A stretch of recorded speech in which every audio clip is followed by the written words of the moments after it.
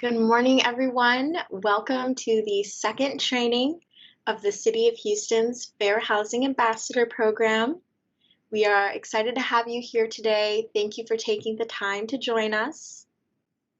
In today's training session, we will be covering fair housing for renters and continue working our way through the 7 steps for successful community outreach. In today's session, we will cover creative community outreach strategies and how to make a plan and timeline for your fair housing community outreach. As a reminder, we have complimentary digital training packets available to accompany today's presentation.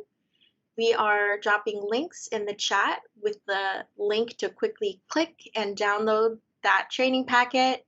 It has sections with the presentation slides and blank space for notes so you can follow along.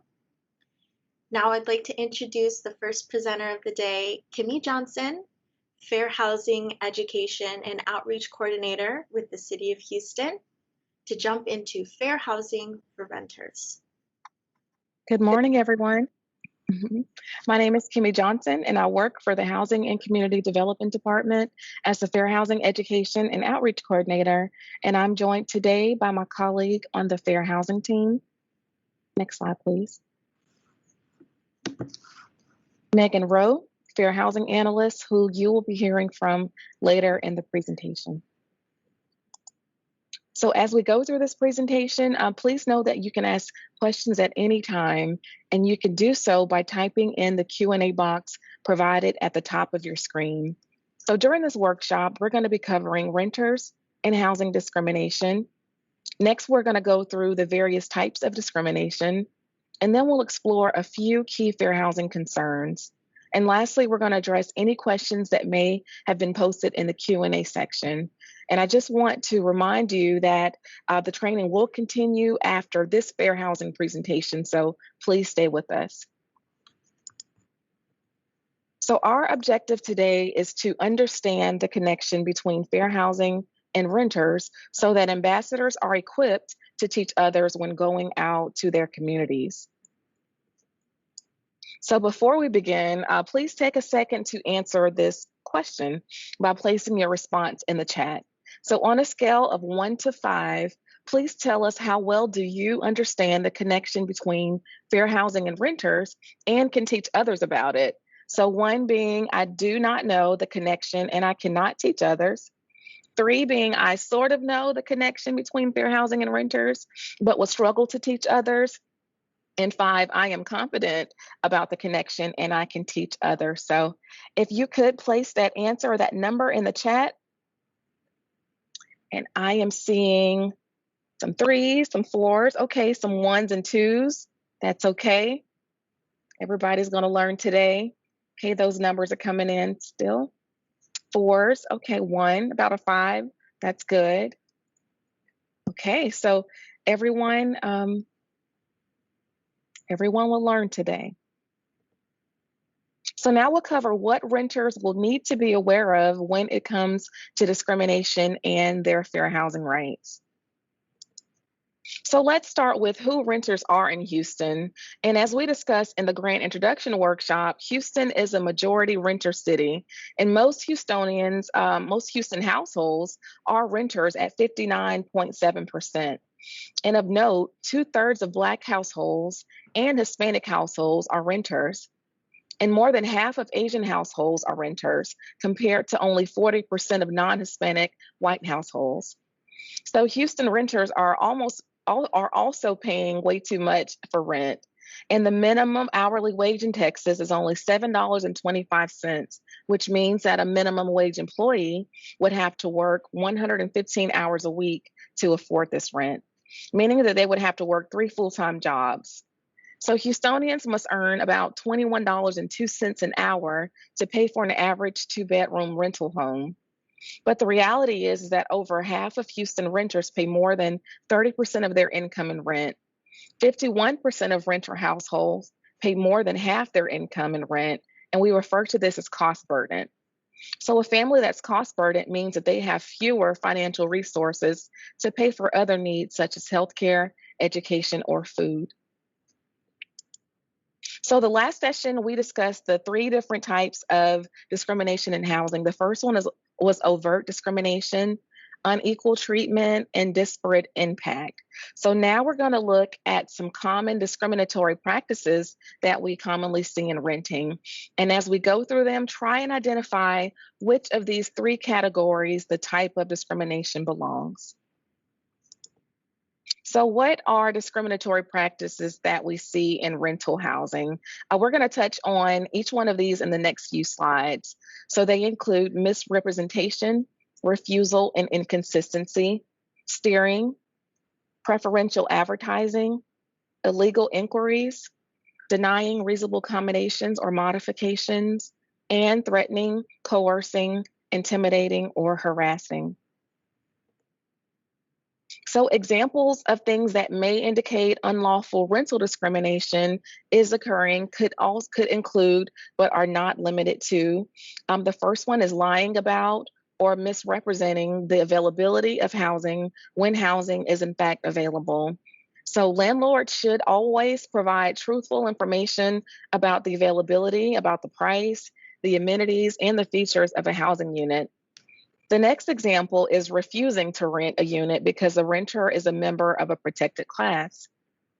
Inconsistency can be requiring different terms or conditions based solely on a household member's protected class, or enforcing those rules or lease agreements, lease requirements unequally for applicants or renters. And finally, the Fair Housing Act prohibits creating, printing, and publishing of advertisements that indicate a preference, a limitation, or discrimination because of one's protected class. So steering occurs when a landlord or real estate agent attempts to direct a home seeker to a particular area based on their protected class. So in the rental market, this includes directing prospective tenants toward one section of the apartment complex or to a certain floor. Discouraging someone from living in a particular neighborhood by exaggerating those drawbacks or failing to mention the amenities can also be considered steering. And so landlords and property managers should show all available properties to all prospective tenants. They should allow the home seeker to make the decision about which properties should be viewed or if the property is a good fit for them. In addition, landlords should only present the facts about a property, not about its residents or its neighbors. So harassment is the next one. Under the Fair Housing Act, it's illegal to harass a resident based on a protected class. And in 2016, HUD released its final rule on quid pro quo in hostile environment harassment and liability for discriminatory housing practices under the Fair Housing Act. So the rule outlines the two major types of harassment: quid pro quo and hostile environment. So, quid pro quo harassment occurs when a housing provider requires an individual to submit an unwelcome request in order to obtain or maintain their housing. Hostile environment harassment occurs when a housing provider subjects a person to severe or pervasive unwelcome conduct that interferes with the person's access or enjoyment of their housing. And so some examples of harassment include verbal or written comments, threats, offers to exchange services for sexual favors, or destruction of property, or threatening to call ICE on tenants who request repairs or property issues. So these fair housing protections also extend to neighbor-on-neighbor harassment as well. So housing providers must be vigilant and responsive to protect their tenants' rights to safe housing. And it's just not the right thing to do, it's the law. So the last form of discrimination that we're going to cover today is retaliation. And retaliation against a tenant for making a discrimination complaint or assisting others in exercising his or her fair housing rights or rights to request reasonable accommodations is illegal. And it can include increasing the rent, turning off utilities, or terminating a lease. So retaliation might not be as obvious as, oh, okay, because you filed a complaint, I'm going to evict you. Frequently, it's much more subtle. So, for instance, a resident who files a complaint might suddenly find their maintenance request being ignored, or this could support evidence of retaliation in a complaint. And so now at this time, I'm going to turn things over to Megan to cover our fair housing concerns. Megan? Thank you, Kimmy. Just like Kimmy said, my name is Megan Rowe, and I am the Fair Housing Analyst here at the Housing and Community Development Department. So let's dive right into our key fair housing concerns. There are several fair housing concerns that we think are particularly relevant in Houston that also may require a bit more background. So we want to go into those today.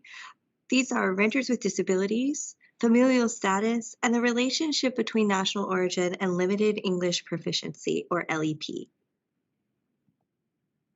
Our first key concern in fair housing is renters with disabilities. Renters with disabilities make up the majority of the fair housing complaints received by HUD in the city of Houston. The chart on this slide illustrates this idea by representing the number of fair housing complaints filed each year from 2011 to 2020. As you can see, disability consistently makes up a majority of fair housing complaints in the city. Here are some basic guidelines for what Since disability is currently the greatest source of fair housing complaints in Houston, we believe it's important that our ambassadors understand the three main laws that govern housing discrimination for people with disabilities. These three laws are different, but they work together to protect residents and promote their rights. First, the Fair Housing Act prohibits discrimination in housing transactions based on the 7 protected classes. This is what we've been talking about, which include disability. It also includes construction requirements for apartments to ensure mobility, access, and reasonable modifications for people with disabilities. Next, the Americans with Disabilities Act, or ADA, regulates the accommodations necessary in public spaces. This includes wheelchair ramps, accessible parking, and accommodations for blind and or deaf individuals in public areas.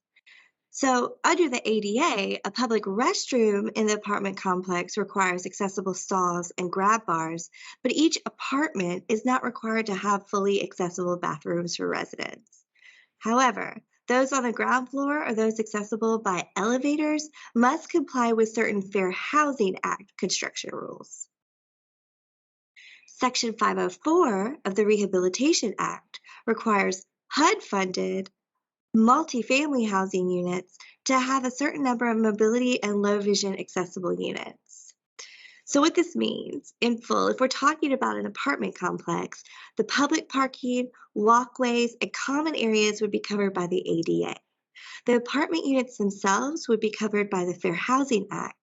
And if any part of the complex was built using federal dollars, then the complex would also be covered by Section 504 as well. Now let's discuss reasonable accommodations and modifications. A reasonable accommodation is a change, exception, or adjustment to a rule, policy, practice, or service that may be necessary so that a person with a disability can have equal opportunity to use and enjoy the dwelling, including public and common use spaces. There's no limit to the number of reasonable accommodations that a person can request. A landlord cannot refuse to make a reasonable accommodation if the accommodation is necessary for the disabled person. For example, in a building with no pets policy, a blind tenant must be able to keep a guide dog. A violation could be requiring a tenant to pay pet fees and rent, even though they have an assistance animal and not a pet. A reasonable modification is a structural change made to existing premises, used, occupied, or to be occupied by a person with a disability. If a tenant has a disability, a landlord cannot refuse to let that person make reasonable modifications to the personal dwelling or common use area if necessary for that person to use the housing. You may be wondering, who pays for these requested modifications. And frankly, that's a pretty complex topic. Though the general rule is if a reasonable modification is needed and the tenant will cover the expense of the modification, then the landlord is required to accept the modification. That being said, there are plenty of exceptions to this rule, so we've included in your Session 2 packets that are downloadable and also on our website. In those packets are a flow chart at the very end of the packet, and those flowcharts in both English and Spanish, and they explain who would pay for reasonable modifications in different scenarios. So it's one of those yes, no, follow your own adventure flowcharts. I think it's a really helpful resource. We really like it. And again, you can also follow this flowchart in the resource, find this flowchart in the resource section on our website. Here's some basic guidelines for what you may need when requesting a reasonable accommodation or modification. First, you must establish that you have a disability. Second, you must establish the need for the accommodation or modification. And third, you must indicate the relationship between your disability and the need for the requested accommodation or modification. For disabilities that are not readily apparent, housing providers may request reliable disability-related information. Housing providers may deny accommodation requests if the person or service animal poses a direct threat, if there's no disability-related need for the accommodation or modification, or if the accommodation or modification is not reasonable and imposes an undue financial and/or administrative burden on the landlord. One common reasonable accommodation are assistance animals. For the purposes of the Fair Housing Act, assistance animals refer to both service animals and emotional support animals. It also includes other animals that do work, perform tasks, or assist an individual with a disability. Here are a couple of general considerations around assistance animals to be aware of. Determinations for reasonable accommodations regarding assistance animals should generally be handled within 10 days. Because an assistance animal is not a pet, pet rules do not apply. A housing provider may not limit the breed or size of a dog used as an assistance animal just because of that breed or size itself. However, a housing provider may limit individual animals based on specific issues with that individual animal's conduct because it poses a direct threat to others. A housing provider may not charge a pet deposit or pet fee or surcharge for an assistance animal. However, they may charge a tenant for damage an assistance animal causes if it is in the provider's usual practice to charge for damage caused by tenants, or deduct that amount, of course, from the standard security deposit. So now let's talk about familial status. Familial status is such a key issue simply because many people do not know that familial status is a protected class. In fact, 3 out of 5 people do not know it was illegal to treat households with children different from households without children in a nationwide study conducted by HUD. They found that more people believed it was illegal to deny a rental to someone with poor housekeeping habits than believed it was illegal to treat families with children differently. This is especially critical, as Matthew Desmond pointed out in his book Evicted, that neighborhoods with more children had more evictions, even after accounting for their poverty rate, racial composition, and a number of other things. So let's remind ourselves who familial status covers. Families with one or more children under the age of 18, people who are pregnant, and people who are in the process of adopting a child or foster parents. Common violations include forcing families into housing units that are larger than necessary, designating certain floors or buildings for families with children, charging additional rent, security deposits, or fees because of children, and advertising a preference for households without children. Overly restrictive rules are also a major concern for renters with children. Let's look together at a couple of examples of rules that unreasonably restrict children. I'm going to read the rule, and I'd love for you to type in the chat what you think makes this rule overly restrictive. So the first one is pool rules. Children under 18 must be accompanied by a parent or legal guardian. What makes this overly restrictive? Please type in the chat, and I'll give you guys a moment. Okay, we've got some answers coming in. Should be an adult, or that's a rule in my apartment. That's a rule in your apartment. Children under 18 is a poor rule. Safety. Okay, what about the key here is the under 18. So basically, we have restricted children completely from the pool without a parent or legal guardian. Think about an 18-year-old or a 16-year-old. If they are, if other people are in the pool without a lifeguard, and the child is of an age that they're appropriately able to take care of themselves, then they don't need to necessarily be accompanied by a parent or legal guardian. By saying children under 18, you've basically restricted all families with children. And this is what makes this rule overly restrictive. It's different if it was a 3-year-old. We could there are exceptions, of course, but under 18 is restricting all of your families with children.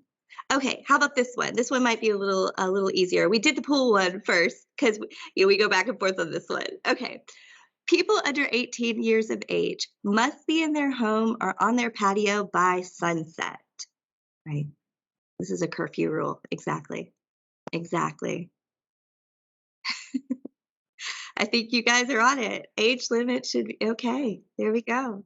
Okay. It is important to note, these are some more obvious examples. It's important to note that if your community's rules apply to all residents, not just children, which is what we encourage, you could still face a discrimination claim if you enforce the rule only against children, right? So, for example, if you're singling out children for breaking a rule about noisy behavior, for instance, in a common area, but you ignore adults that are behaving in similar ways, then that could absolutely lead to a fair housing claim based on familial status.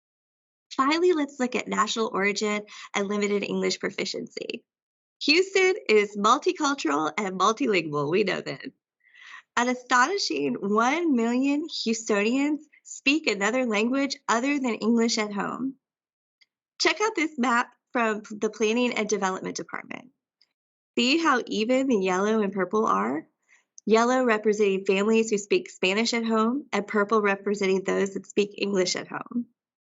Add to that the other colors on this map, representing the many Asian, European, and other languages spoken at home. And you can see why national origin discrimination is a clear concern in Houston, especially when we take into account of this 1 million people, almost half are limited English proficient, which means they're unable to speak, read, write, or understand English well, or even at all. So let's say it clearly. Housing providers are not allowed to take any negative action based on an individual's limited English proficiency.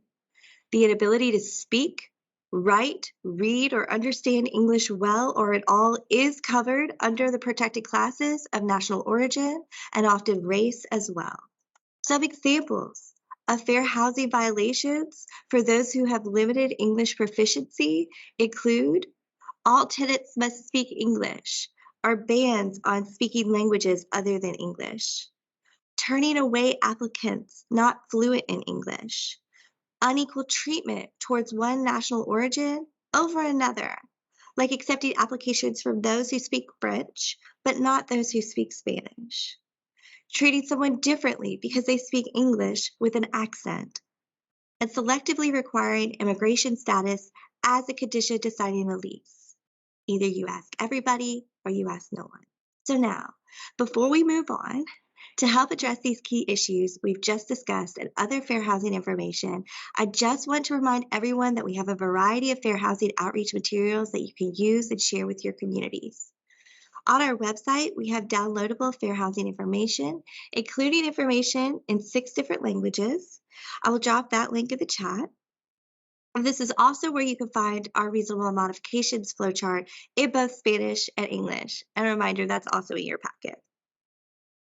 We also have a landlord-tenant fair housing hotline that is free to any caller. That hotline is run by Yolanda Guest-Jeffries, who will be joining us for the Q&A in just a moment to answer some of your questions. And that telephone number for the hotline is 832-394-6200, extension 5. That's 832-394-6200, extension 5. And finally, a staff member from the Fair Housing team is available to give presentations about fair housing related topics to any type of audience. To schedule a presentation, call 832-394-6355 or email kimmy.johnson@houstontx.gov. Okay, before I turn it back over to Michaela, let's revisit that poll that Kimmy shared at the beginning of our presentation. I understand the connection between fair housing and renters and can teach others about it. Please put your answer in the chat. Seeing 5s and 4s, couple 3s, yes? Hey, as long as we're seeing growth, that is what we want. Thank you. Lots of great answers. Okay, Michaela, or I'm sorry, question and answer time. I just love talking to Michaela. Okay, so let's open the floor up for any question and answers about fair housing and renters.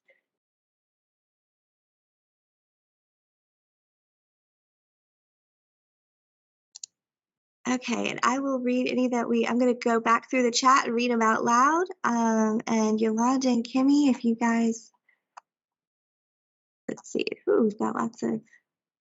I like this comment. Many landlords used to refuse to rent to people with children. So glad this has changed. Absolutely. And again, this is a rule that was new in the 80s, right? So families with children, people with disabilities were not protected until I believe it was 88.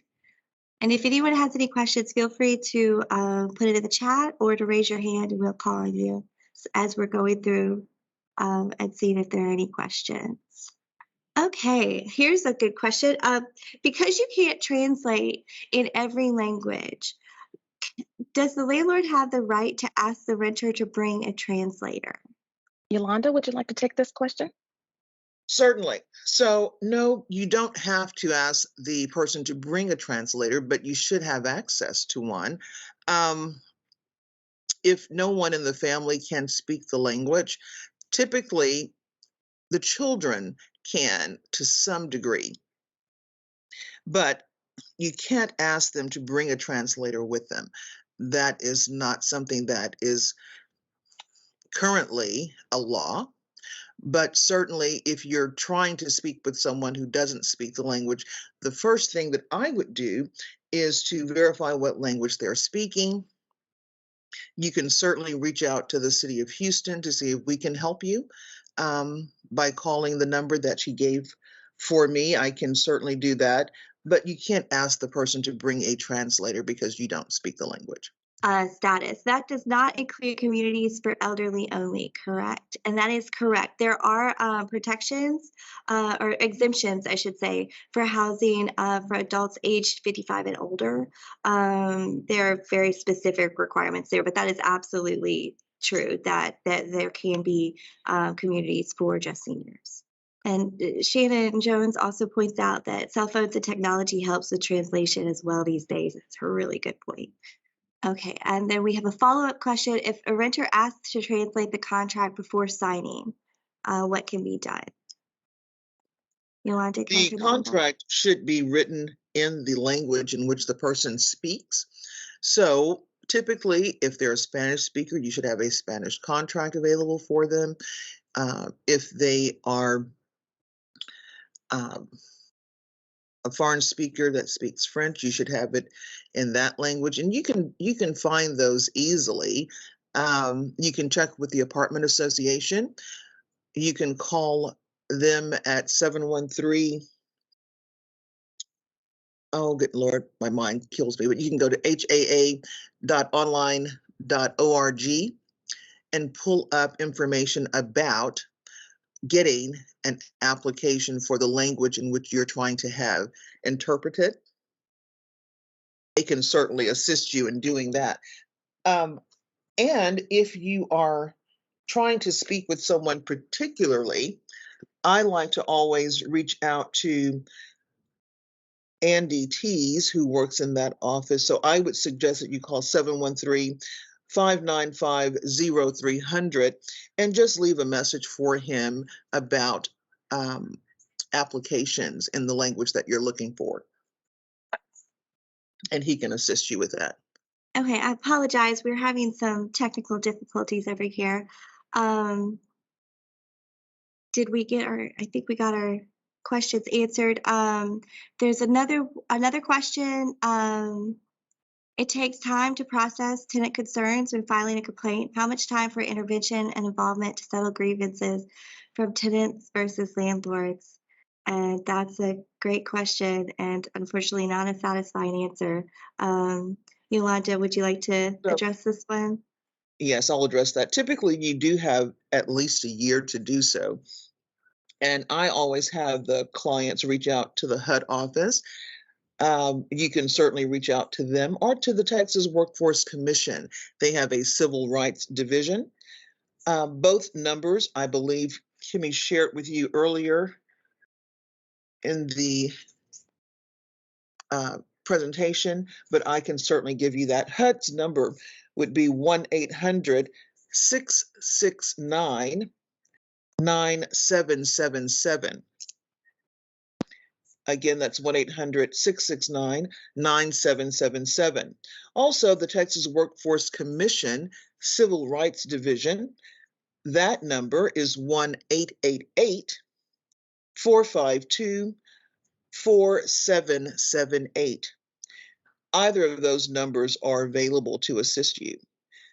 In addition to that, I'd like to share the number for an attorney. You can always reach out to an attorney if you're feeling that the questions that you have may need legal advice. And if you reach out to a free attorney, you have to qualify for that. And Lone Star Legal Aid would be the number that I would share with you on that. And that number is 713-652-0077. Again, that's 713-652-0077. And they can assist as well or answer some of the questions that you may have. Fred Shell asked a really great question that I think we might need to get back to you on the exact date, but the question is, if a tenant asks for a reasonable accommodation 2 weeks before needing it, what is the time frame they should receive a response? Is that 10 days? We can confirm, unless Yolanda, you know offhand. Typically, they should get back within 5 to 7 business days, but this is the thing. If you're working with the landlord and they have not confirmed with you if they can accommodate you, that's something that we can help you with as well. I would suggest that a tenant reach out to the housing department and call the Fair Housing Division and let's speak with the landlord, because perhaps they are just not moving quickly because they are not sure what they're needing to do. Also, you can reach out to the Department of Disabilities with the City of Houston. The Mayor's Office of Disabilities is available to help anyone that needs assistance. And I don't have that number right offhand, but again, that's the Mayor's Office of Disabilities, and they can assist you with that as well. Okay, we could put both of those numbers in the chat. And finally, I think we have Jennifer. I'm going to just shorten your question for a sec. So this is Jennifer's asking about people with convictions. So we talked a little bit about this last week, how prior convictions are not covered under the Fair Housing Act, but they are ruled by HUD connected because to fair housing discrimination because of the inequities in the justice system that Jennifer addresses here. What kind of help is available? We'll actually be going into this in depth a little next week with our resources discussion, but while I am not aware of anything new, we do have some good resources that we can share, and we will be doing that. that next May I session. share with that? Typically, when Please. I get a call about someone who has a conviction on their record, there is a office within the city that can help with finding them an apartment. It's located out at the Kashmir office. And so you do have to go out to visit with them there, but it is the Kashmir location. They do have help with placement with someone who has a conviction, and they can give you resources for assistance at that office. Mr. Gibbs, I believe, was the manager at that location. I don't know if he's still there or not, but it is the Kashmir office with the city of Houston that can help you. It's their community center that houses that division. Okay, thank you. So Maria asked, the hardest thing sometimes is proving discrimination. What would be your best recommendation for a tenant or buyer? We always say if you have a feeling, you're absolutely right that discrimination is so hard to prove sometimes. If you believe you've experienced discrimination, even if you don't have proof, first of all, document everything, but call HUD, call the Greater, Houston Fair Housing Center or the Texas Workforce Commission, and start that complaint process. It is free, and they are aware of this, and they have resources. You do not have to prove it on your own. So let's continue. What about apartment remodeling? Is there a way to request remodeling, and if so, how long do they have to complete the work? Yolanda, do you want to take this one? Yes, if the apartments are being remodeled because of the request of the client, they can give you an idea as to how long that's going to take. And most times you can work out whether you're going to stay there, if they have another apartment that you can move into, and or if they can put you in a hotel. I normally come across that when there's been a fire in an apartment or something like that. But if the apartments are simply being remodeled, and they are not going to be willing to allow you to maintain your residency there, then that's an entirely different situation. And there could be a reason why they're not going to do that.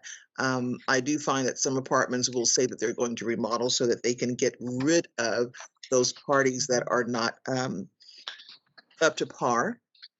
And so they will not renew your contract. So there are several ways to verify what the status is, but each person may have something different. We'll just have to check into that as that comes up. But for the most part, they should be able to put you into another apartment or offer you a hotel accommodation. We have time for one more question. Yes, Tammy Rodriguez. I'm sorry, your name is covered up on my screen. Please unmute yourselves. Good morning. One of the things that I commonly have reported to me is amongst the Hispanic properties in Southwest Houston, the managers, because there's not a lease in Spanish available anymore, I have some residents that call and say that because they're given a 3-day notice for non-payment of rent, are often locked out of their apartment. The resident is not aware that they can contact the office, and they have to give them availability to their home. And a lot of the people, they are threatened by the manager and utilize that protest for them not to get back into their units, their apartments. So we've had complaints where the resident is locked out of their home for several days, and the resident does not know their rights because the lease is no longer available in Spanish. So if I can address that, please have them call me. We do have a handbook that I would love to share with anyone that needs it. It's called the Tenants' Rights Handbook. I have it in Spanish and in English. I would love to come out to any apartment that you are aware of that's doing that. Please feel free to call me at 832-394-6200 extension 5 and let me know, because I do go out to different apartment complexes and I can give out any of that documentation so that they are aware of their rights. We want them to know that. And the information comes from the Texas bar association. And so again, every state has different laws. And so within Texas, we do have someone who has at least put a booklet together that can accommodate the client. Awesome. I'll contact you after this. I wanted to see if we can have, some type of, an event to where we can have the landlord. We used to have them in the past, but one of the things that we have a problem with is the actual residents coming to the event. So that's why I'm here. We want to do a reach out to the residents, the managers. If you talk to them, of course, they will back down and not do that because they're aware, but they will not disseminate that to the residents. So I need to attract the residents in order for me to get that information out to them, and that's why it'll be perfect for me to speak to you after the training. And could you repeat your phone number one more time, please? Certainly, 832-394-6200, extension 5. Thank you so much. You're welcome. Thank you. And we really do appreciate all your questions. We want to address them. We do have to move on now because of time. If you have questions that we were not able to address, I see some hands up. Please email us at fairhousing@houstontx.gov. That's fairhousing, all smushed together, at houstontx.gov. Michaela, thank you. So at this time, we're going to have a brief intermission, and when you return, we are going to dive back into the 7 steps for successful community outreach, including a bunch of creative community outreach strategies and how to make a plan for outreach. So again, please join us in about 5 minutes. You can take this time to stretch, fill your water bottle, etc. We are dropping the start and end time of this 5-minute intermission in the chat for your convenience, so you know what time to join us.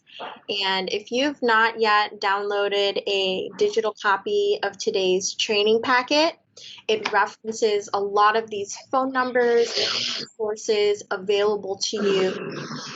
We'll drop that link in the chat as well for you to download the digital training packet. So please join us again at 9:53 for the second half of today's presentation. All right, everyone, welcome back. We are going to wrap up that intermission and move on to the second section of our presentation today, which is the 7 steps to successful community outreach.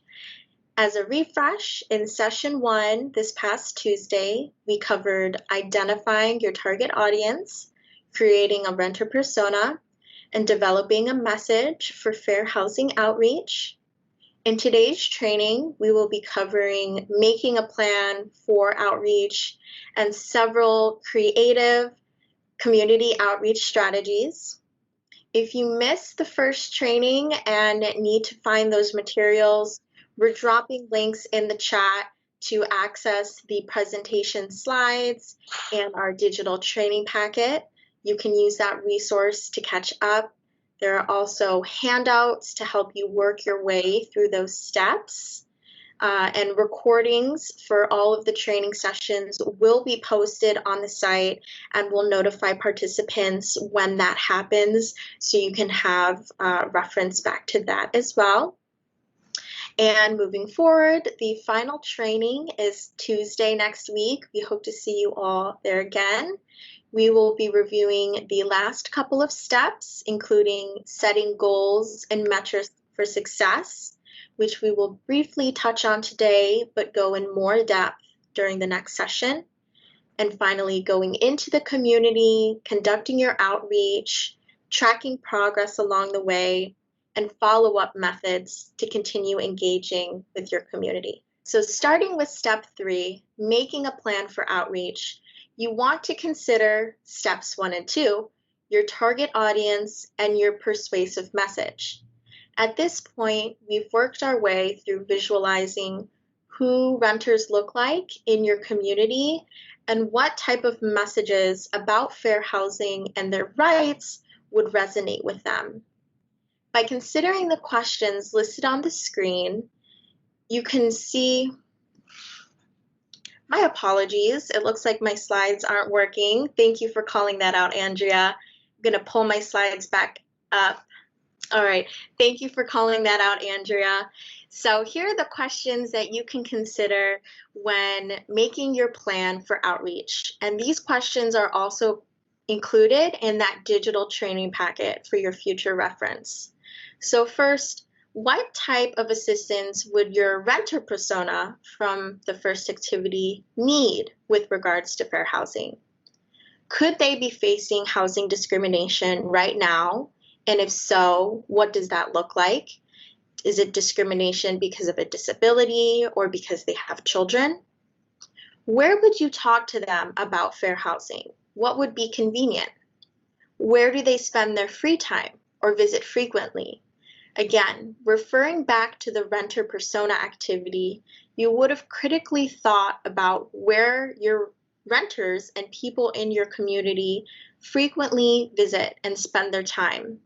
And you can consider these in your outreach to meet them where they are. And finally, where do they turn to for their news and information? And how can you include fair housing information on those sources? So before I dive into our recommendations for community outreach, I'd love if everyone could share out and tell us about community outreach work that you're currently doing, that you've done before. Tell us what you're proud about. Tell us about your community. If you're currently conducting community outreach, what's the nature of your project and the community that you're serving? You can enter these responses in the chat box. Are there strategies that you're familiar with and have used in the past? And if not, are there strategies that you're interested in learning more about?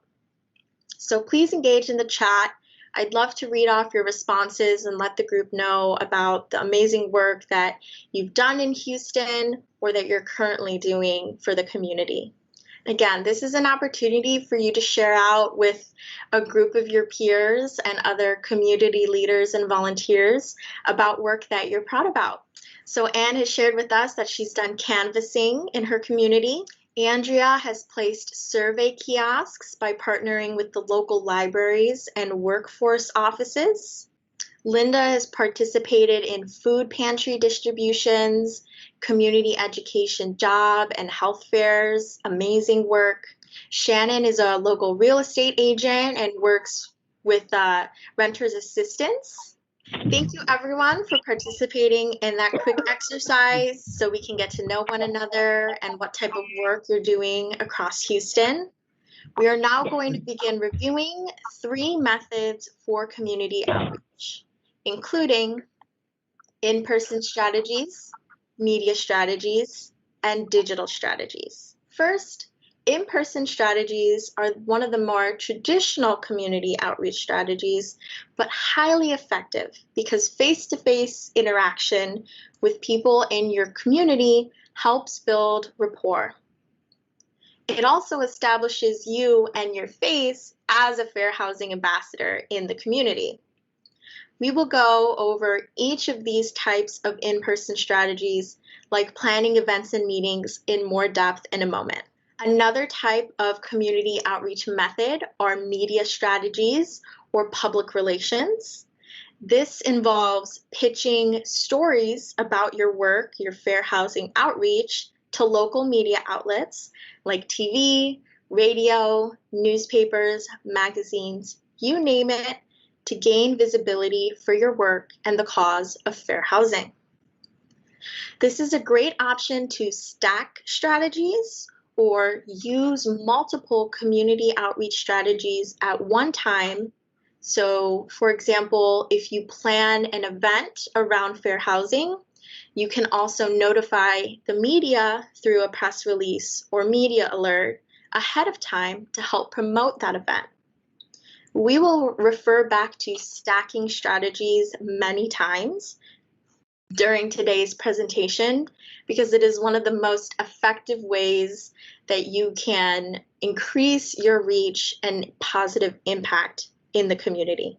Finally, digital strategies are an effective way to communicate with your target audience, as digital tools like social media, emailing, calling and texting residents is typically free and very accessible, as you're using platforms that people are already using every day in their daily lives, like their phones or social media.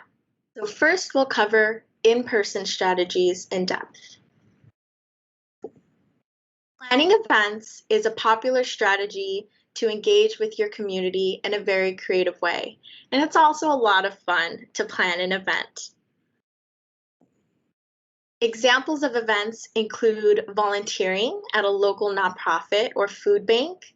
In this photo, this is a sample of Taylor Collective Solutions' work in El Paso, Texas for the 2020 census. And census volunteers went to a local food bank on Martin Luther King Jr. Day to have a day of service.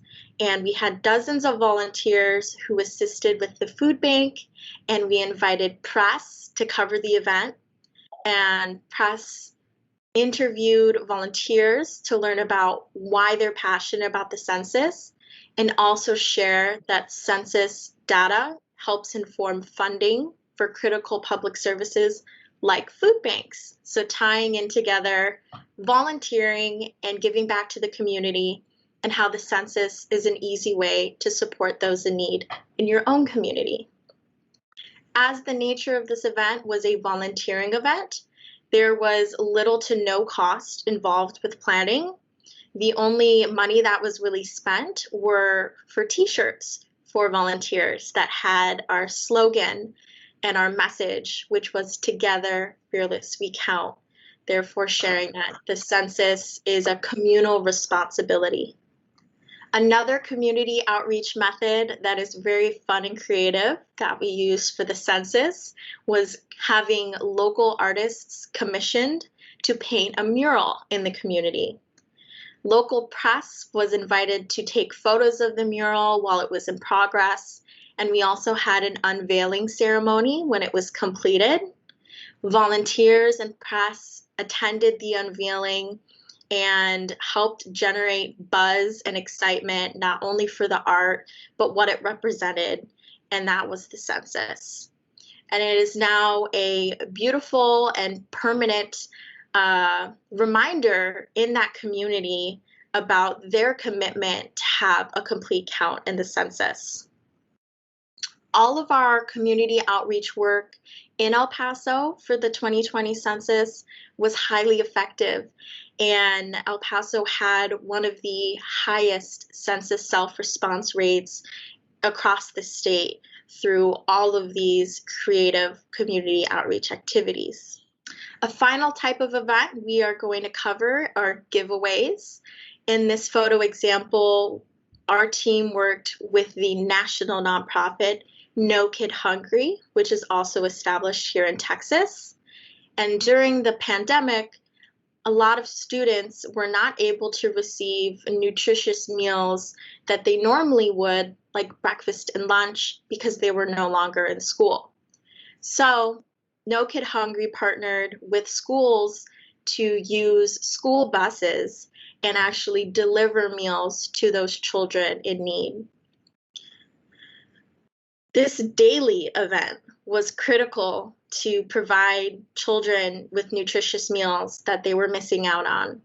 And going out into the community with these big yellow school buses helped No Kid Hungry increase visibility overall about the desperate need and food insecurity that many, many children in Texas face.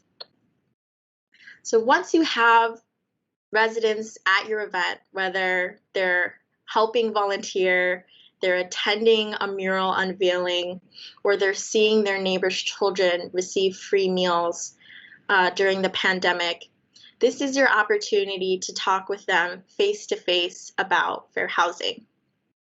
You can also distribute information like pamphlets about fair housing, or that Renters' Rights Handbook that we had discussed earlier in English and Spanish.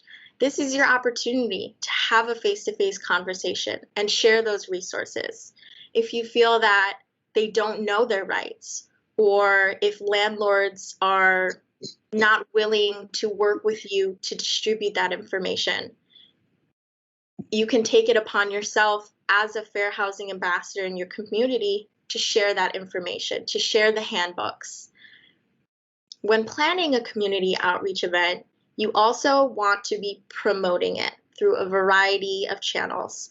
And you will hear me say this again and again, but promote, promote, promote. You can post flyers about the event around the neighborhood or at a community center. You can contact nonprofits for additional volunteers. You can share about your event on social media, like making a Facebook event or posting on Nextdoor. And you can also invite local press to attend your event and gain publicity. By stacking strategies, you are increasing the reach of your event and the overall success of your event by having a higher attendance. Other great in-person strategies include canvassing, which I saw one of today's participants mention in the chat that they've canvassed before.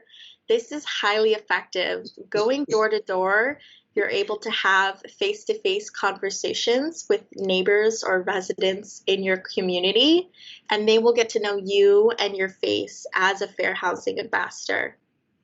In this photo example, a city council member in El Paso went door to door in her district to share information about the census and give away goodie bags with COVID essentials, including masks and hand sanitizers and pamphlets in English and Spanish about the census. And she was also available to talk to her group of residents who voted her into office and answer their questions about the census and let them know that her office was there to support them. Another in-person strategy is tabling. This method is highly effective because you are meeting people where they already are. You can table at high traffic or high visibility locations like grocery stores, local places of worship, community centers, and you want to consider your target audience and your persona activity. So what are places that your renter frequently visits? Where do they spend their free time? These are opportunities for you to meet them where they are. And by doing so, you're effectively reducing barriers to speaking with them.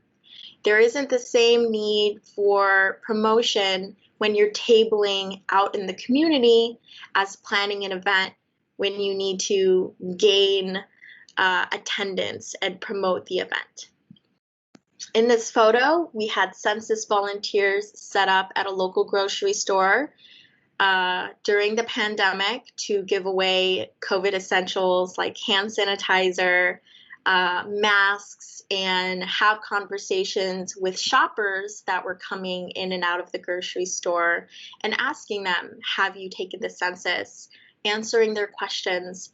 And tabling could be highly effective for fair housing. You can ask shoppers at a grocery store, do you know your rights?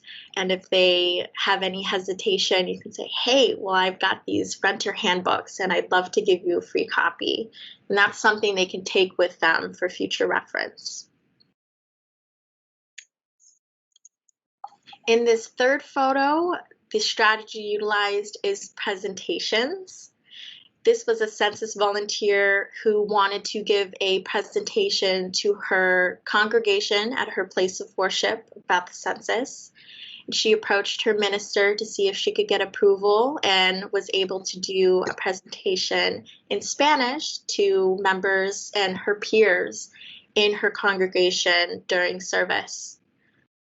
She spoke in Spanish, again, because that was the primary language of people in the community she was serving. And then after service, she was able to have one-on-one conversations with people in her congregation. They saw her speaking, they know her face, they saw her volunteer t-shirt. She's now established herself as a community leader, and someone who can answer your questions.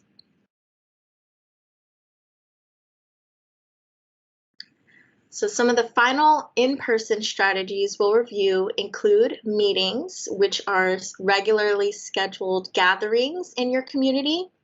This photo example is from TCS working with a nonprofit in Houston called Texans Together. The mission of the organization was to improve lives of families and children in low-income communities by improving the communities themselves.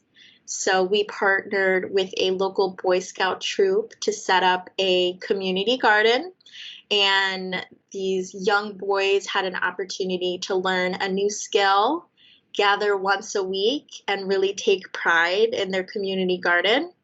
And through activities like this, the nonprofit was able to really deter crime in the community and encourage children to stay in school. Meetings don't have to be boring, so this is a great example of how you could be very creative with how you regularly gather residents in your target community. And once everyone's together, that's your opportunity to talk about fair housing. And I'm sure you're all familiar with the saying that it takes a village. Events are no exception to this. Events can consume a lot of time, resources of volunteers, etc. But through partnering with another organization or nonprofit, you can share your resources, money, and other knowledge about planning a particular type of event. In this photo example, a Taylor Collective team planned the Women's March on Austin in 2021, and we wanted to offer COVID booster shots and vaccinations to people attending the event because we knew it was going to be a very, very highly attended event. And ultimately, over 35,000 people came to the event and marched at the Texas Capitol. And we partnered with a local nonprofit called Backs Together Austin, who set up a pop-up COVID clinic at the march and was able to offer these COVID vaccinations and booster shots to people attending the event. The nonprofit specializes in this. They have. This is the one. You take. Please okay, take this. This is something. Sorry about that, everyone. This partner specialized in providing vaccinations, and through partnering with them, our team did not need to come up with all of the resources that would entail planning a pop-up COVID clinic. And in turn, the founder of the nonprofit was able to speak during the Women's March and talk to the 35,000 people attending about the importance of COVID vaccinations and healthcare as a whole. This training series is your opportunity to meet other community leaders and engage with them in the chat, learn about what other work they're doing and what communities they're serving across Houston. We hope that through these conversations and the chat and opportunities to have Q&A, sharing out about the work that you're doing, you will potentially find a partner that you can work with on a fair housing outreach program, or a partner for your other community outreach work. We want this training to be as valuable of a networking opportunity as it is an educational opportunity for all of you. So as a review, in-person strategies include planning events, canvassing, tabling, presentations, meetings, and partnerships. We want to hear from you. What strategies listed here have you utilized in the past? What was effective? What worked in your community? How did you utilize these strategies to promote a good cause? Let me know in the chat. And again, this is your opportunity to share work that you're proud about and to also learn and potentially find a partner who's working in a similar community or has a similar approach to community outreach. So tell us in the chat, which in-person strategies have you used? So Andrea shared she's used a bunch of these strategies. We love to see it. Planning events, presentations, meetings, even doing partnerships in the past. Sandra is confident she has used all of these strategies. Love to see it. Tabling and presentations, I'm seeing again. Shannon mentioned a really great note that over time, she's used all of them. So you don't have to use all the strategies at once. Use what's in your comfort level and challenge yourself in the future to try new strategies. Again, I'm seeing tabling and presentations. Tabling especially, you are meeting your target audience exactly where they are. This is highly effective. So thank you everyone for participating. We'll have more opportunities for you to share out about your work. The next method of community outreach we are going to cover are media strategies. Getting into the news is a really big part of helping spread your message about fair housing rights and education into your target audience and community. The first step to gaining coverage about your fair housing work is to write and distribute a press release.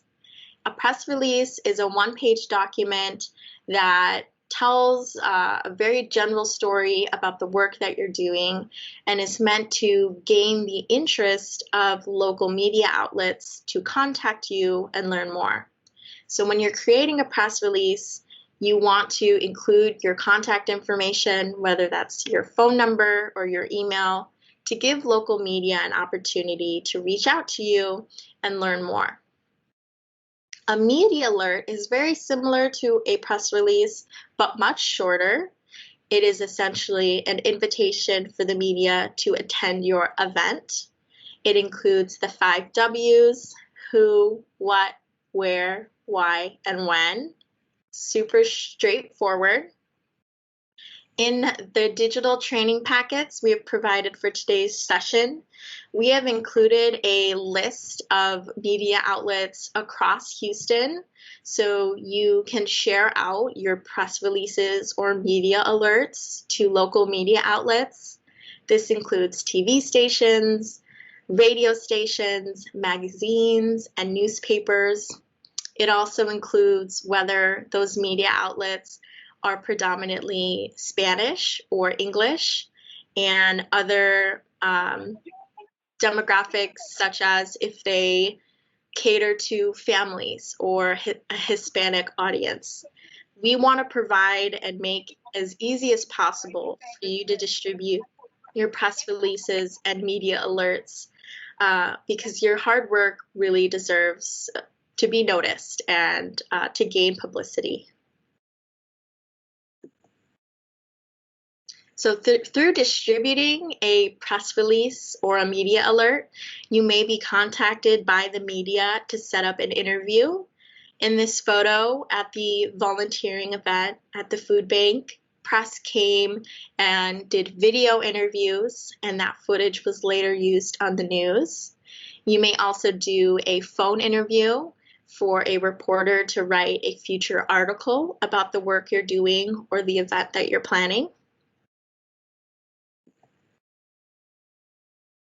Finally, another innovative media strategy is to attend other events. So this is an opportunity to increase visibility of you as a fair housing ambassador. Planning events are very time-consuming. They take a lot of resources and money and volunteers, and events are being planned all of the time.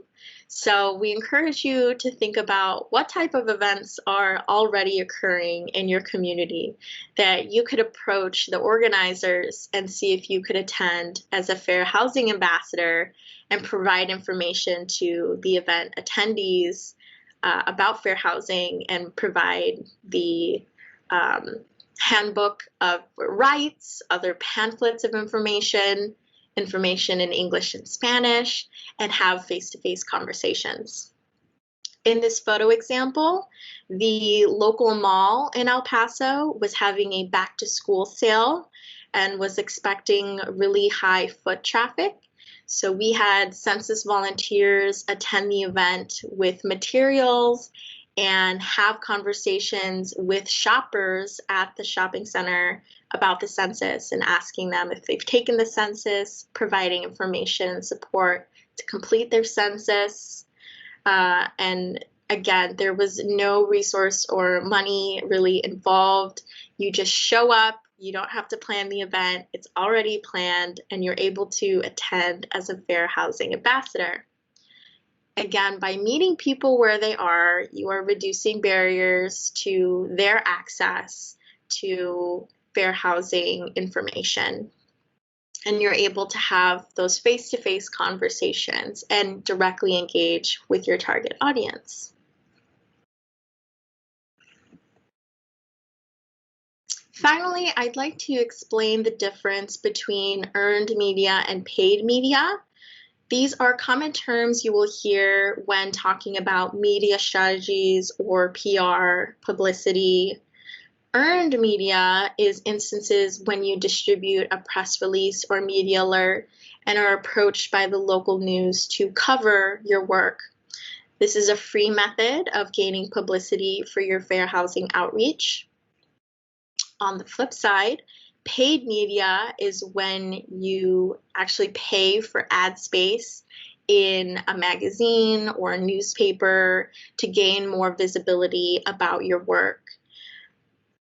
In this photo example, we purchased ad space with Austin Woman, a magazine in Austin that really caters to a female audience. And we placed an ad on behalf of the City of Austin's Economic Development Department that had all of their resources to support female business owners and entrepreneurs. So it was a highly targeted way to reach our audience, which was female business owners and entrepreneurs. If you're interested in doing paid media, you can contact the different local news media and see what are their options. Media outlets receive a lot of income and money from advertising, so they are experts and will be able to help you determine exactly where, when to place your paid advertising to reach your target audience, just as we did with this female audience and the female magazine. Overall, utilizing any media strategy in conjunction with other community outreach methods is the most effective way to conduct your community outreach, gaining visibility, engaging with your target audience, and spreading very important information about fair housing in your community. So in review, the media strategies we've covered include press releases, media alerts, interviews, attending events as a fair housing ambassador, and paid media. So again, what kind of strategies here have you used in the past? Talk in the chat about your previous experience. What were some effective media strategies that you've used before? Tell us about an exciting time when your organization made the news. I've got my eyes in the chat. All right, well, if you've not yet tried a media strategy before, are any of these strategies something that's at the top of your list that you would really like to try? And now that you've learned a bit more, that you'd like to pursue? I see a lot of people saying that they've attended events to help talk about their community outreach, which is very effective. Social media. We'll talk about social media next. Interviews, amazing. Love to see that you guys are receiving very well-deserved recognition for your community outreach work across Houston. Fantastic. Well, if you've not yet tried any of these strategies, we again have provided a full media list or press list of Houston, including magazines, TV, radio stations that you can contact and try your hand at these media strategies and receive publicity for your fair housing outreach. So the last community outreach method we are going to cover are digital strategies. When you think of digital strategies, one of the first things that may come to mind is social media, as this is a very important part of our day and age. Social media can be daunting to use if you have not previously used it or don't quite feel comfortable with it yet, but it is a relatively accessible way to disseminate information with your target audience because people are already using it every day. We recommend using platforms like Facebook, Twitter, Instagram, and even TikTok to create and distribute information about fair housing. You'll want to consider who your target audience is, if they are on social media, and if so, what types of platforms they're gravitating to make sure that your content is meeting its intended audience. There are free design tools like canva.com and free stock image sites all across the internet, and step-by-step guides about social media. Tons of free resources, and these are also outlined in the digital training packets for your convenience. You don't want to stop at just creating and posting content on social media and the interwebs and crossing your fingers and hoping that it meets your target audience. You want to take an extra step and ensure that that content is being seen by your target audience. And you can do that through a few strategies, including building a following or social network. This includes following other local nonprofits, community centers, businesses, local personalities like DJs and reporters, and you can send them a message and see if they'd be interested in helping your mission of being a fair housing ambassador and if they'd be willing to share fair housing information on their pages or do a shout out of your page. This strategy is called cross-posting and will help you get in front of your target audience. So if you're following other businesses in your target audience and community and they post, anyone who's following that business and very likely live in that area will be able to see your information about fair housing. For some examples, if your community is primarily elderly, you could partner with different nursing homes or elderly community centers, as every business these days has some form of social media, and see if you can work in partnership with them to distribute information about fair housing. You can also consider your target audience, like the business example. If there's a new restaurant that's opening in your community, then you can partner with them to share information because there'll be a lot of buzz and they'll probably have a lot of visibility on social media at that time. So thinking back to our first step, which is identifying your target audience, you really want to consider the types of places that your renter personas are going and frequently visit, and that will help inform the type of organizations and businesses that you want to follow on social media to build your network. Another way to ensure that your social media posts are being seen by your target audience is by boosting them, which is paying for them to be seen by people outside of your following. This increases visibility of your social media posts, and you can pay to boost posts on many platforms like Facebook, Instagram, and Twitter. An investment as small as $5 can help you reach hundreds of new people on social media. Social media platforms also allow you to really target and hone in on the type of people that are seeing your posts. So platforms will let you choose the geographic location of who you want to see your posts, an age range, language, their interests. There are tons of hyper-targeting tools that social media provides to help you advertise and boost your posts to meet your target audience. So don't let social media be daunting. It is a great way to get in front of your target audience and talk to them about fair housing. And there are many, many resources to learn and grow your knowledge of social media. And again, in the chat, you'll see Anieli just posted a link to our digital training packet, and that has more step-by-step information and links to step-by-step guides about social media and those free resources. So I highly recommend everyone downloads that digital guide. Another creative way to use social media is contests.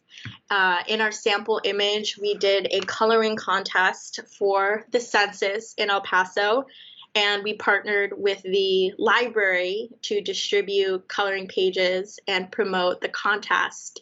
And children and their families would print out the free census coloring pages.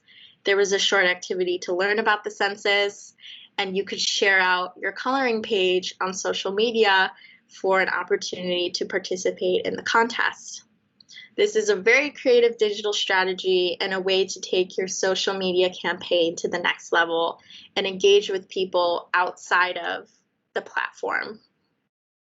Contests and giveaways can be really motivational for people to participate in exchange for a freebie, a gift card, any type of giveaway item. The coloring contest is also a great example of partnership because we partnered with the local library system, which is a really trusted source with families in that community to distribute information about the contest and the census. You, again, want to consider your target audience. That first step is so critical to informing all of the other steps for community outreach. And you want to consider where your target audience frequently visits. So an audience of children and families, like the contest example, would be looking at the library website or physically going to the library, and that's where we placed the coloring pages. A different type of audience could be college students. So you could partner with any clubs and do a contest with, if they have like a nonprofit volunteering club, or there are different academic clubs, and partner with them to offer a giveaway related to fair housing.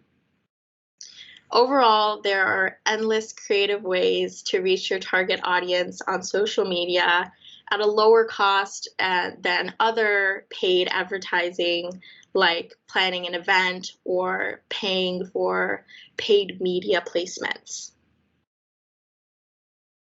A few other digital strategies include sending emails about fair housing, making phone calls to residents in your target community, or sending texts about fair housing. You could acquire contact information like email addresses and phone numbers of residents in your target community by talking to residents in their community. If you're tabling, you can have a sign-in sheet and ask people to provide their contact information. If you decide to canvass and go door to door, You can also ask people to provide their information to receive future updates and contact from you. And overall, you want to ask for their permission to conduct these future follow-up strategies. So in review, the different digital strategies we've covered include emails, phone calls, texting, social media, and contests and giveaways. So for one last time, I want to hear from all of you. Please tell us in the chat, what are some of these strategies that you've used? What has your success been? How did you use them? Here is your opportunity to share out about work that you're proud about, and also see the responses and if there are other participants in today's training that you might want to reach out to in the future to partner. So how did you use social media, emails, phone calls, texting, or a contest or giveaway for community outreach in your community? Emails, texting, contests. See giveaways after the community cleanup for the best yard. That is so creative. I see an Amazon gift card giveaway. Also using emails and newsletters as a strategy to regularly communicate with your target audience. Texting has worked. Awesome. Thank you everyone for participating. Using TikTok to engage with a younger target audience. With COVID, social media has been really effective. You're not able to have the same face-to-face contact as before. Another gift card raffle. These are all awesome strategies. Thank you for sharing out. So now that we've covered a plethora of creative community outreach strategies, we are going to quickly review the eligible and ineligible activities for reimbursement through the Fair Housing Ambassador Program. Because the Fair Housing Ambassador Program utilizes federal HUD funding, all advertisements and outreach activities must include fair housing information. So in order for your community outreach to be reimbursed through the program, funds cannot be used to provide stipends or pay people to attend your events. Food, refreshments, or other entertainment costs are not eligible for reimbursement. And finally, funds may not be used to market any products or services that are not related to fair housing. So long as you ensure that your community outreach is related to fair housing, you are on the right track to receive reimbursement through the program. With that said, the Fair Housing Program funding does not need to be your only funding source for community outreach. Through this training series, we want to educate and prepare all of you to be confident to receive funding from any funding source and be able to create a winning strategy and application for future funding. Again, we also want to network and have that engagement in the chat, so you could potentially find a partner to also submit applications for funding with, to really maximize your impact together in your target community. So now that you've been familiarized with many strategies for community outreach, you can begin planning your community outreach. And we, again, recommend stacking strategies to ensure you are having maximum impact in your community. An easy formula you can use to do so is called the 3 Ps, which is plan it, promote it, and track your progress. So for example, if you plan to have a table with fair housing information at a vaccination event, you should be doing promotions on social media or posting flyers at the local community center and around the neighborhood so people know about the vaccination event and that you'll be tabling as a fair housing ambassador. Tracking progress is also a critical part of community outreach. You can track progress through metrics like how many people were you able to have face-to-face conversations with about fair housing, or how many fair housing handbooks did you distribute? How many educational pamphlets did you give away?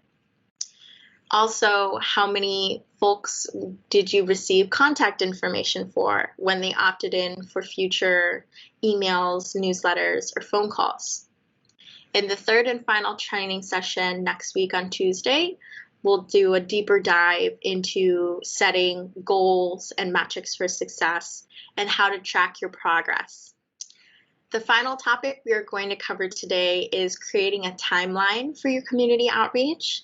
So for the Fair Housing Ambassador Program, the City of Houston is looking to fund community outreach about fair housing from January through April 2022. In your digital training packets, we have included a template to build a week-by-week timeline of how you would take your community outreach ideas and put them into action, how you would plan an event, or how you would partner with another organization. As I mentioned, the City of Houston is funding and supporting volunteer and funded fair housing ambassadors from January through April 2022. In mid-April, fair housing ambassadors will be participating in virtual onboarding, and the anticipated kickoff for community outreach is January 24th, 2022. All of these dates are included on the City of Houston's website, which Anieli will also add into the chat. With these dates in mind, we have put together a sample timeline of tabling at a vaccination event, which is the example we used for the 3P strategy.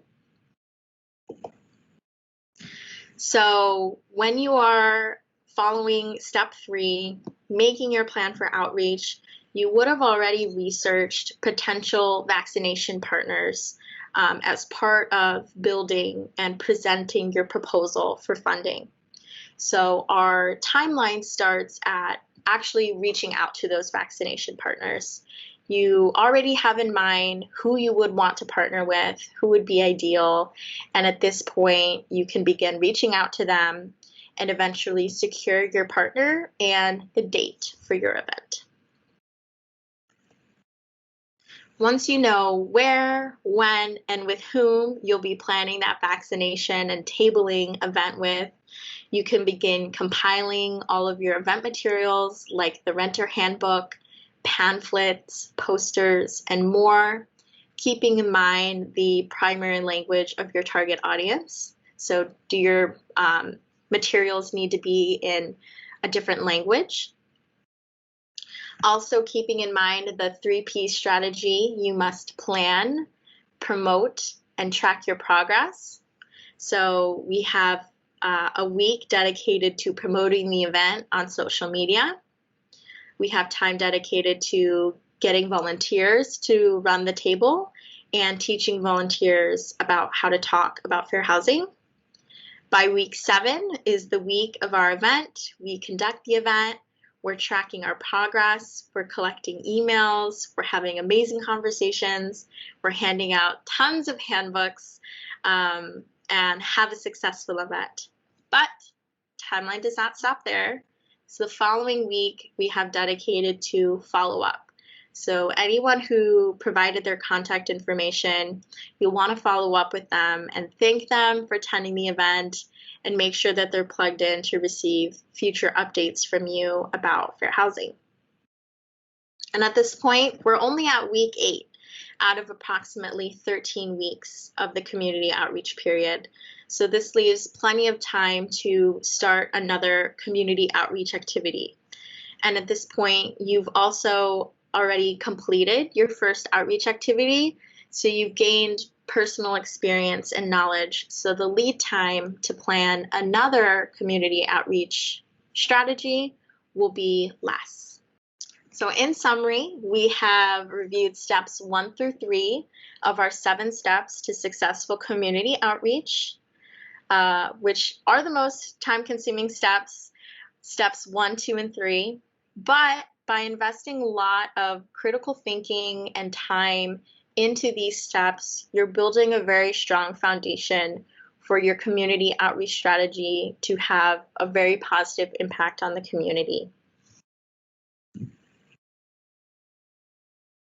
So at this time, I can take any questions about community outreach strategies, how to write a timeline or a plan. Feel free to unmute yourself, or you can also drop your questions in the chat. If you have any questions about fair housing for renters as well, we can continue taking those questions. So again, feel free, you can unmute to ask your questions or add your questions to the chat. And both our marketing experts and the City of Houston's team have got eyes on all of your questions in the chat. And I also see that some people are utilizing the chat to look for partners. We'd love to see this. Again, we want this training to be as valuable as a networking opportunity for you all as it is an educational opportunity. We understand that you are already familiar with community outreach or familiar with fair housing, and there are many different benefits that you can take from participating. All right, we'll take one more minute for questions. You can also contact us via email, and Aniele will be dropping our emails in the chat if you want to follow up with us directly about your questions on community outreach or fair housing. And to conclude today's session, we will review group coaching and individual coaching. So again, we are offering group coaching sessions where you can bring your questions and ideas about a fair housing community outreach strategy in your own community. Listed are the different days, times, and joining links for the sessions. I see a couple quick questions, so I'll go back to questions. Thank you. Can we receive the recordings or trainings to review? Yes. After our third and final training next week, all of the recordings will be posted on the Fair Housing Ambassador website. Aniele will drop that link in the chat for you to access. You can bookmark that link. All of our materials are posted there, and the application for Fair Housing Ambassador program is also posted there. If you want quicker access, we have all of the training packets with presentation slides already up on the site. So go to the site and you will find download links for those materials. The recordings will take a few more days. There's a question is whether a certificate will be offered for participating in all 3 trainings.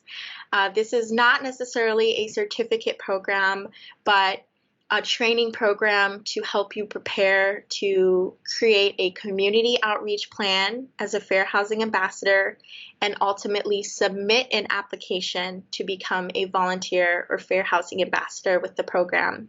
Again, Aniele is dropping the chat link to the actual application so you can review and begin to prepare. All of these steps are meant to help you really ideate a creative and effective fair housing community outreach strategy, which you can then pitch through the City of Houston's application and potentially receive up to $7,000 in reimbursement funding for this work. So there will not be a certificate, but there is an opportunity to receive funding for your community outreach work. All right, and I'll finish reviewing our coaching sessions. And again, thank you everyone for participating in the chat. I'm seeing a lot of people mentioning some of their ongoing work or the communities that they're serving for potential partners. We love to see it. If you're seeing any folks that you're interested in partnering with, make sure you get their contact information, write it down, and follow up with them in the future. The last thing we'll cover are our one-on-ones. We have a few more time slots available. Our one-on-ones are 30-minute video sessions with marketing experts, and you can bring your questions and get feedback on your community outreach and fair housing proposal and your ideas. The links are being added to the chat by Aniele right now. We have a couple of slots left. And please note that we are prioritizing participants that have attended all 3 trainings for the one-on-ones, as there are very limited spots. So please only sign up if you do intend on joining all of the sessions. Unfortunately, if you sign up for a spot and do not attend all of the sessions, we will have to give away your one-on-one to another participant, as we are prioritizing participants that have participated in all 3 training sessions. And that concludes today's training session. Thank you everyone for tuning in for training 2, and we hope to see you at our final training session, which is Tuesday next week at 9 a.m. And have a wonderful weekend. Again, if you have any questions, our emails are in the chat. You can reach out to us. Please plan to attend a group coaching session or sign up for a one-on-one so we can provide you with personalized support. And thank you again. We'll stay live for another few minutes if you are still trying to get contact information in the chat.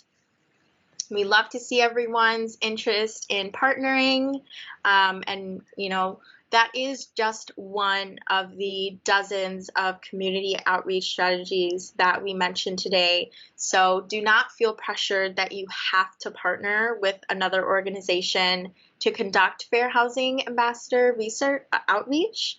Again, that is just one of the many strategies we went over today. And if you would like to have a hard copy of today's presentation, that is on the website. We'll include the download link so you can refer back to it, whether you plan to provide an application for the Fair Housing Ambassador Program or just to have on file for any community outreach. These are resources for you to successfully serve your community in any way. Hi, Michaela. Yes. This is Linda, and I was wanting to know, I heard you mention the vaccines. We're planning to serve as a vaccine site in the Independence Heights community. Mm-hmm. And even though I didn't attend the first session, I wanted to attend an individual group session or an individual session, and if not, a group session, although I didn't attend that first housing presentation. So will my name be put on a waiting list and I'll find out later? So as you were not able to attend that first session, please plan to join one of the group training sessions. We have 3 of them available next week on Tuesday, Wednesday, and Friday. And so long as you have some questions prepped ahead of time, you can drop in anytime during these group sessions and ask your questions. We'll have a couple of marketing experts that are available to help you. But at this time, we do not have a waiting list for the one-on-ones if you have not participated in all 3 of the trainings. But again, that doesn't mean you have to miss out on coaching. That's why we're offering the group sessions. Okay, thank you. Thank you. If anyone else would like to unmute and ask a question, we've got 2 minutes left, and we're here to support you. And that includes community outreach questions, or if you want clarification on any of the fair housing questions. And to my colleagues with the City of Houston, will we also be posting a copy of the chat? Will that be a resource available, or should participants be writing down information for their future reference? Yeah, I would say that they need to write it down, and we can please feel free to email us. We will have a copy of this chat. Because we didn't say that this would be publicly posted, I don't feel comfortable doing that. But if there was information shared, we can definitely share with participants. So fairhousing@houstontexas.gov for all things. All right, well, thank you again, everyone, for taking the time to join us today. Have a wonderful weekend, and make sure you mark your calendars for next week, Tuesday at 9 a.m. to join us for that 3rd and final training